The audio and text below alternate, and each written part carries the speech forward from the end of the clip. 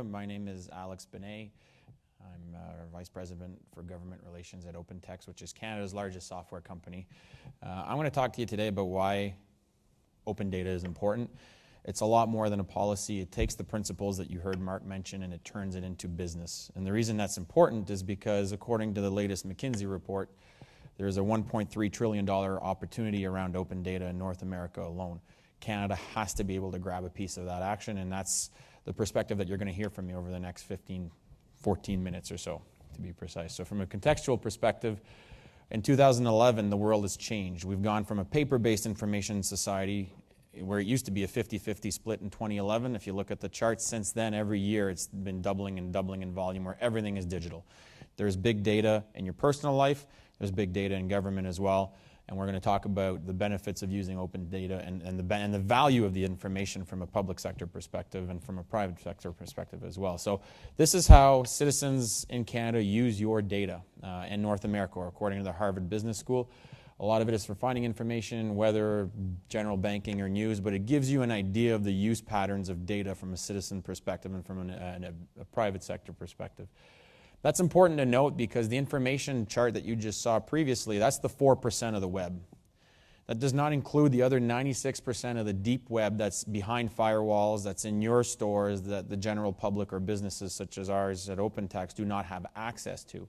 So if you think about the previous chart, it's based on the 4%, so 8 billion web pages, which from the moment we posted this is probably irrelevant already as a figure. But needless to say, the majority of the content in the data in the internet today, whether it be in your firewalls or company firewalls, is hidden from the public. And therefore, a lot of the innovation and productivity is hidden as well.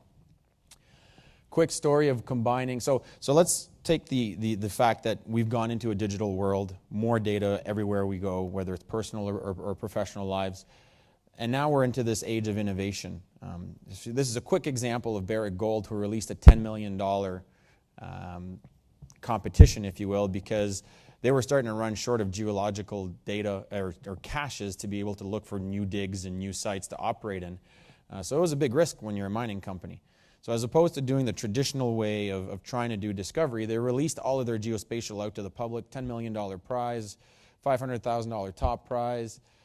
It generated $3 billion in new geospatial discoveries for the company. So all of a sudden, it's going from a potential loss to a significant gain over the course of a few weeks because it was able to tap into its data source and take that 96% of its data that was not available to the public by making it available to the public. So when you start combining this concept of the information is everywhere in big data, combining it with the solution overview and a perspective, you get to a point where you start seeing where people can sometimes do the work for you. How easy would it have been for some of these characters in the previous movies to have Google and find the droids that they're looking for? Same concept applies to government. Embracing big data and open data, embracing mobility and embracing the cloud means that perhaps people can help government deliver on its mandate with the data sets that the government may not even know it has in certain cases. Right? Because governments around the world, and I have the privilege of working with many of them, they're being asked to downsize regardless of what country you're in. And you will continue to be asked to downsize in a competitive global environment.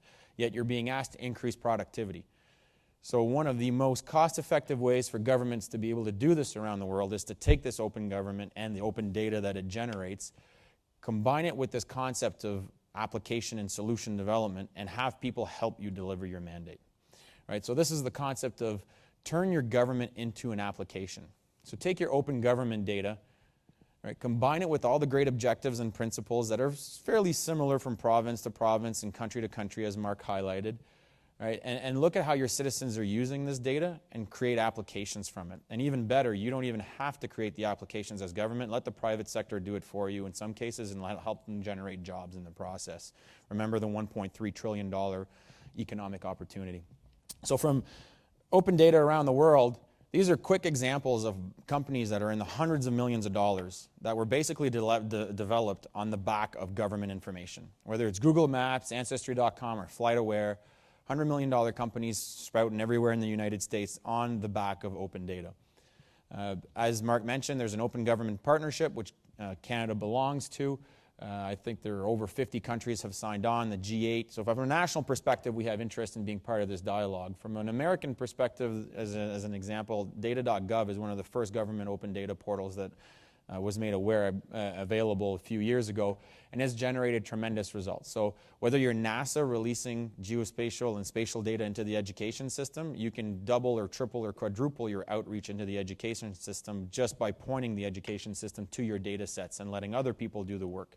Right? So you don't necessarily always know what your information can be used for and how valuable it is in someone else's context. So NASA really targeting the education sector. From a farming perspective, whether it's using geospatial data for precision farming or looking at droughts, these are all applications that have been developed by the private sector using public sector data that makes a Department of Agriculture a lot more relevant to farmers in the field today. In Germany, big push in Germany as well. Apps for Deutschland. These are just examples of applications that the government of Germany has been able to develop with the private sector to help service and deliver some of their services to their constituents. It's a great partnership between private sector, academia, and government. It's actually on iTunes, Apps for Deutschland as well, whether it's something as simple as, in this case, it's a map of cycling roads and municipalities, or something more complex, such as taxation advice, things like that, and every service in between. Government of Germany is looking at ways to let their information do the work for them in partnership with the private sector. And the key here is that they're private sector apps on open government data, which means that from a force multiplication perspective, the government can outreach, can do more, can deliver services cheaper, jobs can get created. This is the way of the future, because if you're not on a mobile device, for most under 25s, you simply don't exist. So finding a way for the government to look at traditional, typical service delivery, where you're looking at a program, you're going to study it, you're going to get funding, and you're going to deliver it 18 months later, you're already out of the game. Right? Whereas in open data, release the data. Don't try to figure out what's going to happen with it, because you can't judge and determine and influence innovation. Innovation happens. And let the private sector, let the academic sector, let private citizens help you deliver your mandate and your services as government. These are all examples here, from Environment Canada data and the Weather Network to more Government of Canada data being used on Google Maps, for example. Let the data go, as Mark pointed out. Make sure that the information, it becomes a culture of information release as opposed to information hoarding, keeping in mind security parameters and privacy, of course, but really tap into the power that is your information as government. May be one of the biggest levers you have in the next 20 to 30 years. So in Canada, we have some challenges. So we're a big country, so coordinating coast to coast is a lot harder than coordinating in the UK, for example. We have a lot of regional activities and a lot of regional coordination that's required. We're kind of lacking depth a little bit in a lot of sectors. This is new to us. And if you look at the list of American companies versus a list of Canadian companies, I would argue that maybe our innovation isn't progressing as quickly as other countries. That being said, there's a ton of stuff that's going on in this space right now. It's a very interesting space, because partnerships can happen a lot more quickly than bricks and mortars, public-private partnerships kind of thing. We're talking about discussions that happen over the phone and results a few days later. So it's important that we get government, academia, and industry working together. Take the big brands in this country, take the large governments, take the top universities and colleges, and let's work together and let's have that dialogue. In Canada, federally speaking, the Government of Canada, Minister Clement is a big champion of open data across the country and internationally. So they've done quite a bit from the Open Data Action Plan and the Government of Canada. They've also stepped up. Provincially speaking, Mark spoke about the province of Alberta, but there's lots going on in BC, Ontario, Quebec, the municipalities as well. But again, the key here is coordination.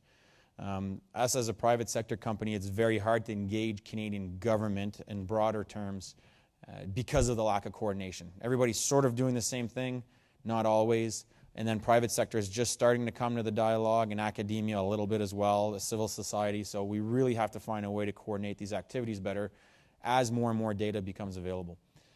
So what are we doing to fix some of these challenges? In the month of March, the federal government launched CODE, which is the Canadian Open Data Experience. I think there was about 900 participants or companies that basically use Government of Canada released data to generate applications for the mobile device. Huge success. There were winners. Applications were developed. People got to meet venture capitalists. Great example of how to leverage data and potentially deliver on services without the government having to design or deliver that service. Furthermore, in March, or earlier this year anyways, the government of Canada announced that it would co-fund the Open Data Institute. Most of these countries that we were showing examples of have open data institutes, have a nonpartisan association that's capable of driving standards, coordination, logistical dialogue, and really everything from coast to coast needs to be driven out of the Open Data Institute to get this consistency. It was a co-funded initiative between the private sector and the Government of Canada, something that OpenText is very proud to be a part of, and we're looking at a fall launch of the Open Data Institute out of Waterloo in Ontario with very much a national role. There's a national leadership forum on open data that's being developed, a cross-sector leadership forum. Universities are coming to the table. The government is there at all levels. The Canadian Digital Media Network is there, which is a center of excellence funded by multiple different government entities across the country that represents over 4,000 digital companies in Canada. So this concept of commercialization of government data and academic thought leadership and program development around open data and government being at the table to listen to people like me saying, this is what we need from you. We need your data. These are the kind of data sets that we need to tap into this opportunity. So I'd like to take the time to thank you.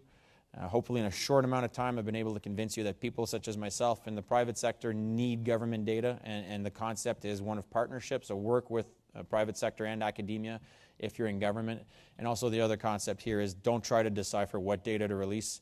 You never know where innovation can come from. Who would have known that flight tracker would have been popular, which is a little plane on a map using flight information, and that's $100 million company. So let's not try to determine where innovation is going to take place. Let's just enable it by releasing as much of the data as possible. Thank you very much.